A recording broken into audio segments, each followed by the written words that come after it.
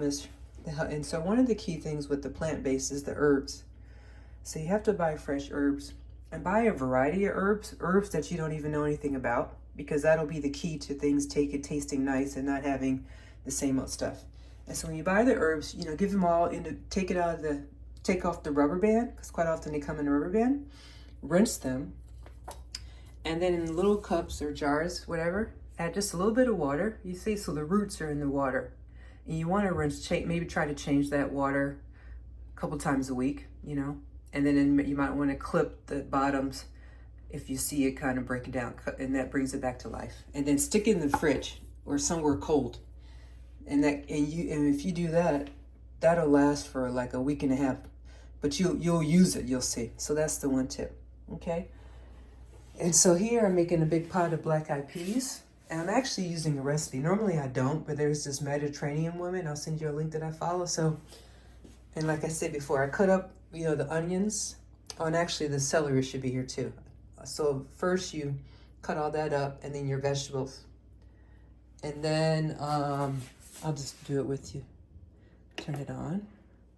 It's not plugged in. That would help, obviously. So this is my Ninja Foodie, which I don't recommend because I had to replace this. Didn't come with it because the one that comes with it scrapes out and you have to replace it. So I should have just got the Instapot.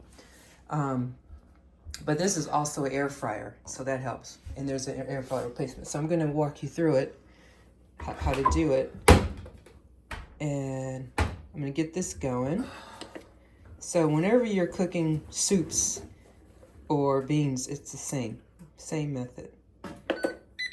Okay, you add a little bit of oil. I'm going to prep this so you can see it.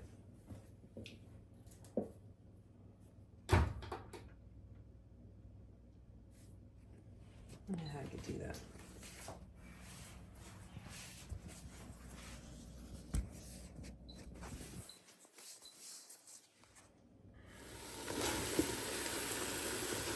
I want to show you where I am here. This is kind of like the pot. I don't know if you can see it. And with the herbs, in the end, I just put the herbs in myself. I put in tons, and I'll show you. Oh, the rubber band's still not. I just see with the herbs. I just kind of tear the stems off. I don't use those, even though they're supposed to be. And I just kind of tear them like that. Save time, like that. And at this point, like before I turn on the pressure cooker, it's kind of sticky. And so I just put in the dried beans. And so now you put in the water, and I just use the tea kettle because it's hot. It doesn't have to be hot, and I just kind of fill it up. I don't fill it up all the way.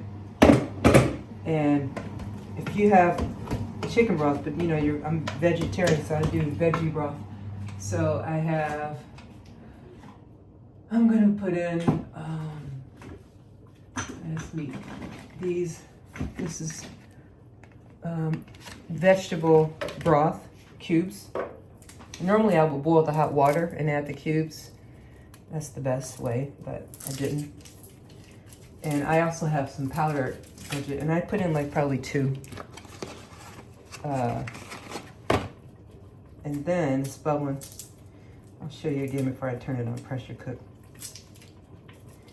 And I had a booklet that came with this. It tells you exactly how long to cook beans, you know, based upon the beans. But I can't. That book disappeared. It got legs, and it's gone. I don't know what happened to it, and I really need it. Case. And I'm doing Case's teas ready here.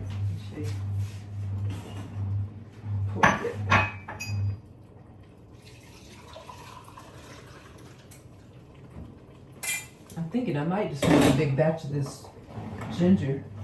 Pure tons of ginger and stick it in the fridge. I'm thinking maybe add a little bit of date.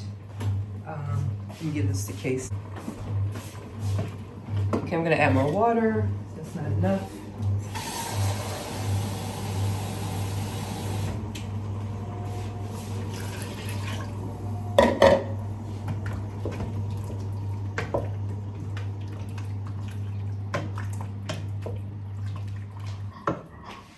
And then I'm gonna add, so you need an acid for the herbs to come up, so you need some kind of vinegar or lemon juice. So I'm adding probably like 3/4 cup, a cup of vinegar, so that otherwise the beans won't have much taste. And you mix that. Oh, that trash needs to go out. Okay. Oh, and I don't think I added any salt. Although the chicken, the broth has salt in it, I'm still adding a bunch. And then I think those little crushed peppers are yummy too. They always add a little salt.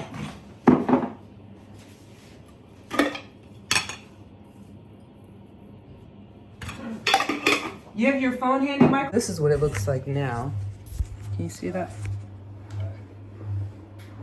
Where Michael's looking. And I'm gonna get the top. Oh, that phone looks good. Thought it was all messed up. Cleaned it.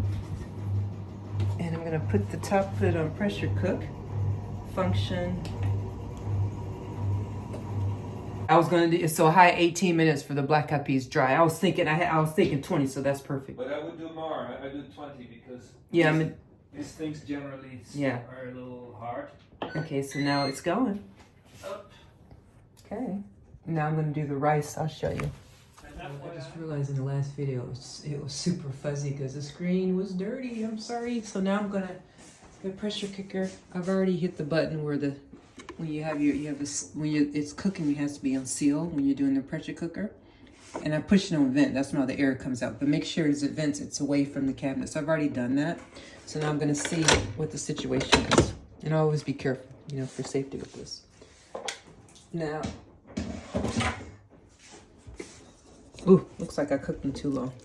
Oh no, they look good. And I think they're done. I'm not a cook who tastes. I don't cook taste as I go along. A, I'm fasting, and B, I cook on texture. So now, this will be something we can have today. And I'll put it outside where it's cold. We could have it on Wednesday.